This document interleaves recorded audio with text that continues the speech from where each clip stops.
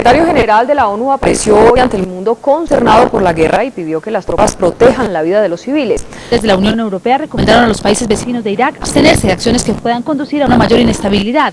Por su parte, el presidente francés Jacques Chirac lamentó la guerra lanzada sin el aval de la ONU. La decisión está cargada de consecuencias para el futuro y espero que sea lo más corta y menos mortífera posible y que no conduzca a una catástrofe.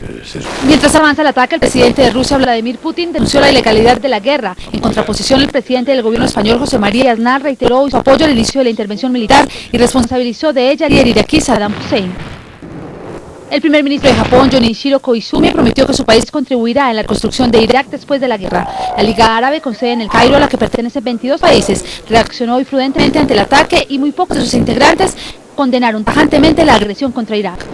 Por primera vez desde cuando empezó la ofensiva, hoy habló el primer ministro británico Tony Blair. El mandatario aclaró que el ataque es contra... Tony Blair pidió a sus compatriotas unión para apoyar a las tropas que iniciaron su intervención militar con una misión específica: sacar a Saddam Hussein del poder y desarmarlo. Estados brutales como el de Irak, con armas de destrucción masiva y los grupos terroristas extremistas, son las verdaderas amenazas para el mundo actual, porque crean destrucción y caos. Mediante un mensaje televisivo grabado antes de viajar hacia Bruselas para participar en la cumbre de la Unión Europea, Blair aseguró que aunque Hussein no representa una amenaza actual, deben combatirlo para evitar un ataque futuro. No podemos retirarnos hasta sacar a Hussein. Si lo hacemos, nos puede proporcionar años de arrepentimiento. El primer ministro británico dijo a los iraquíes que el ataque no va contra el pueblo, sino contra lo que consideró sus malvados líderes. Ante la trascendencia de esta noticia, la ofensiva aliada contra Irak, la Cámara de Representantes y su presidente, doctor William Vélez, cedieron su espacio tradicional del noticiero de la Cámara para que nuestros televidentes puedan seguir informados sobre lo que ocurre en el mundo. Agradecemos a la Cámara y al doctor Vélez y continuamos con la información, Jorge Alfredo.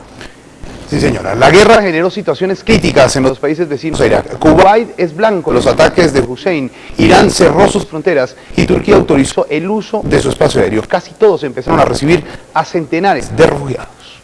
Irak respondió al ataque de Estados Unidos bombardeando a su vecino Kuwait, en donde se encuentran acantonadas la mayor cantidad de las tropas de los aliados. Kuwait está en máxima alerta. Todas las edificaciones del gobierno y los colegios fueron evacuados.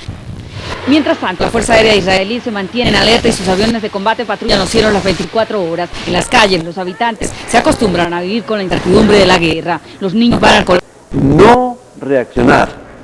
¿Por qué así? Así se hizo en el 91 y así se hace ahora, porque si Israel responde, se desata una solidaridad árabe que complica el conflicto.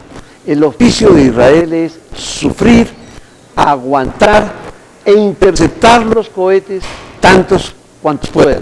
Para eso tiene los Patriot allá que le dio Estados Unidos. Pero ¿tiene el respaldo de los Estados Unidos en todo caso? Total y absoluto. Su oficio es ese: no dejarse provocar, pase lo que pase.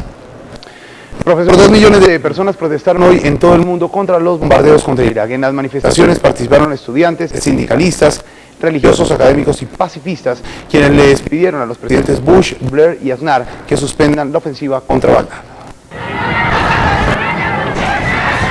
Una ola de protestas contra la intervención militar en Irak se desató en Europa, Australia, Asia y el Medio Oriente.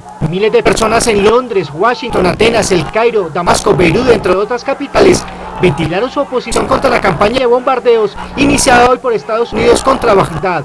Las protestas estuvieron acompañadas de paros escalonados en Roma, Milán y Turín por parte de los 3 sindicatos más grandes del país.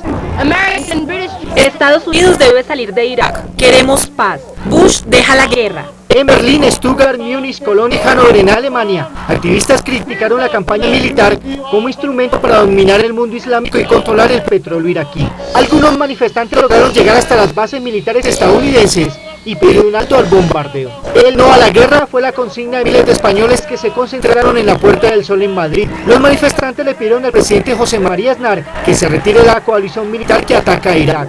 En países como Indonesia, Malasia, España y Pakistán, la policía se enfrentó a los manifestantes, reprimiendo las marchas y protestas con bastones para reabrir el tránsito de vehículos por las calles y avenidas.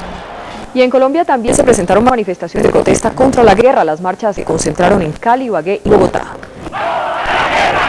Las primeras protestas se registraron en la capital del Valle. Estudiantes de 2 universidades salieron a las calles para rechazar el conflicto en Irak. Durante varias horas bloquearon las vías cercanas a los centros educativos. La policía intervino para evitar alteraciones del orden público. En Ibagué, más de 200 estudiantes de la Universidad de Tolima marcharon por las principales vías de la ciudad para oponerse al ataque de los países aliados.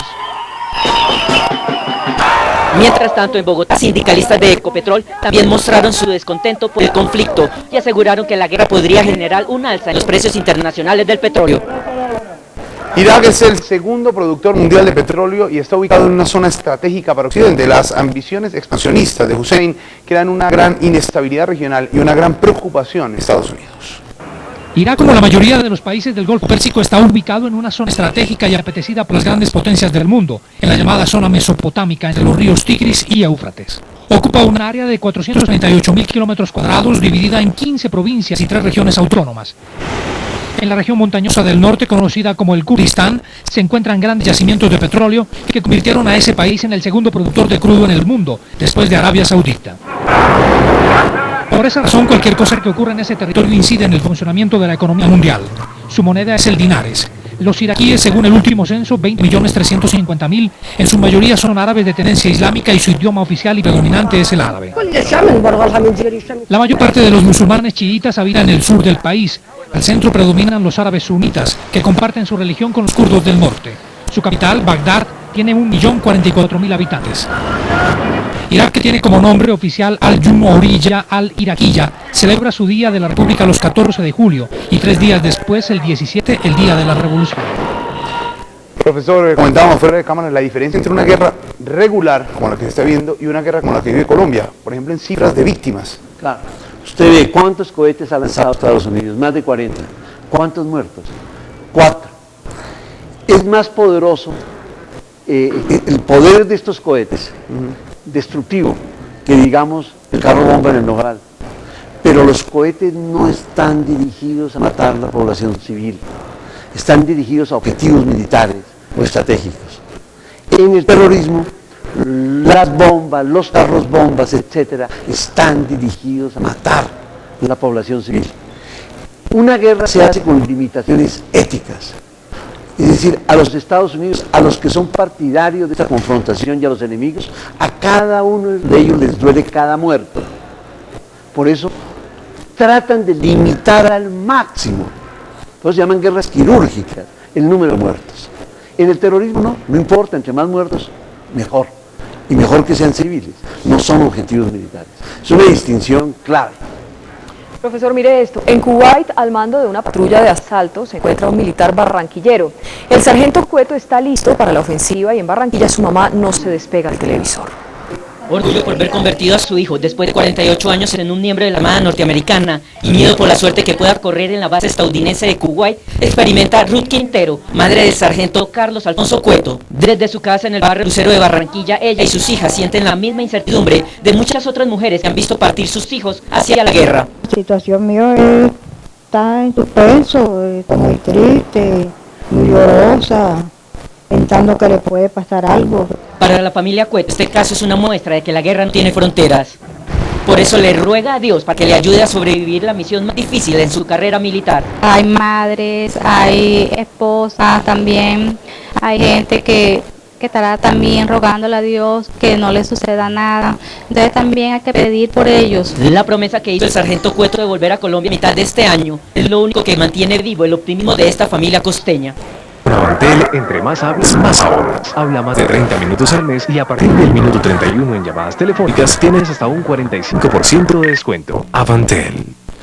Las bolsas del mundo reaccionaron tímidamente ante el inicio de la guerra en Irak. Sin embargo, hubo inestabilidad en los valores del mercado petrolero.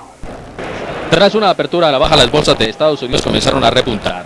Luego de conocerse las primeras noticias de Irak, que a juicio de los expertos podría presagiar una victoria rápida y fácil sobre las fuerzas de Saddam Hussein. Las cifras disponibles al cierre señalaron un aumento de los indicadores de las acciones del sector industrial y tecnológico, igualmente de las 500 mayores empresas del mercado. La bolsa de Tokio, por su parte, también tuvo una fuerte alza ante la esperanza de que el conflicto con Irak sea breve, directo y sin mayores consecuencias para los países asiáticos. Sin embargo, en Europa las bolsas cayeron arrastradas por el temor a que la guerra con Irak sea más larga de lo previsto y por el efecto del comportamiento nervioso en la bolsa de Estados Unidos. Los expertos expertos europeos destacaron que, no obstante, las pérdidas fueron más moderadas de lo que se esperaba, debido a que los mercados ya estaban preparados para el inicio de la guerra. Todas las bolsas en Europa menos Londres cerraron negativo. Los valores más castigados fueron los del sector financiero. El precio del petróleo también se mostró volátil. El barril de hidrocarburo cayó en un 4%. Sin embargo, tras conocerse la noticia de que algunos campos petroleros iraquíes podrían estar ardiendo, el precio del petróleo en Estados Unidos se disparó. Los bancos registraron liquidez en los mercados. El exsecretario de Gobierno de Antioquia insistió